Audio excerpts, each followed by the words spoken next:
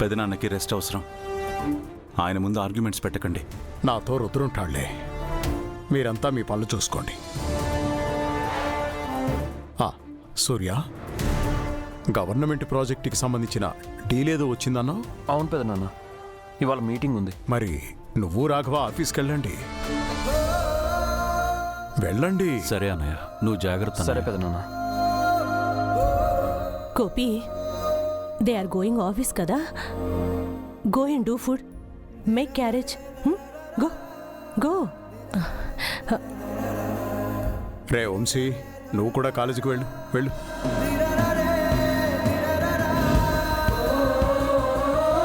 అమ్మా ప్రీతి, నువ్వు ఈ టైంలో అస్సలు టెన్షన్ పడకూడదు. నేను బాగానే ఉన్నానమ్మా.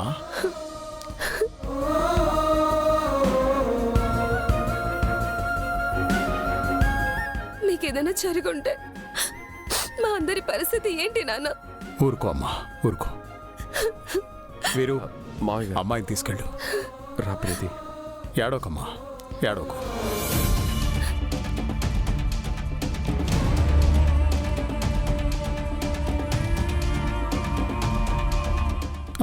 శకుంతల, నేను కొంచెం రుద్రతో మాట్లాడాలి.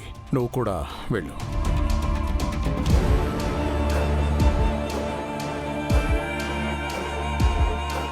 రంగా. అలాగే మాయ. నాతో ఏదో మాట్లాడాలన్నారు. ఏంటి పెదనాన్న? నిన్ను చూస్తుంటే ఉబికొస్తున్న లావాని అణుచుకున్న అగ్నిపర్వతంలా కనిపిస్తున్నావురా.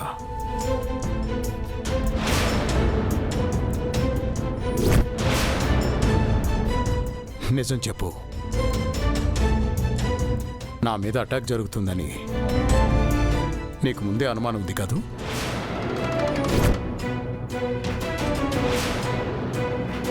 కళ్యాణంలో నేను నిన్ను అబ్జర్వ్ చేశాను రుద్ర.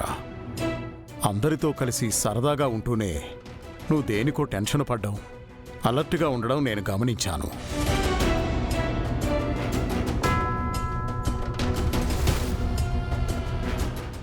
నాకెందుకో మన కుటుంబాన్ని ఎవరో టార్గెట్ చేస్తున్నారనిపిస్తోంది.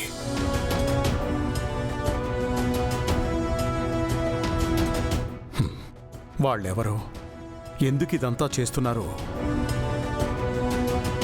నీకు తెలుసా?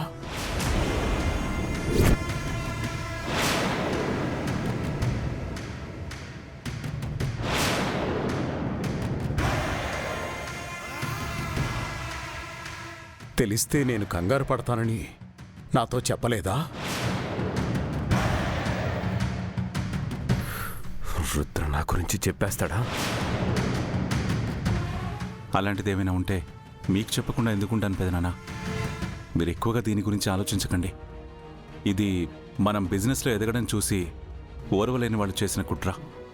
బిజినెస్ రైవలరీ అయితే బిజినెస్ దెబ్బతీయడానికి కుట్రలు చేస్తారు, కానీ ప్రాణాలు తీయాలనుకోరు కదా. మాకెవరికీ ఏ కష్టం రాకుండా నువ్వు అడ్డుగా నిలబడతావని నాకు అర్థం అవుతోంది.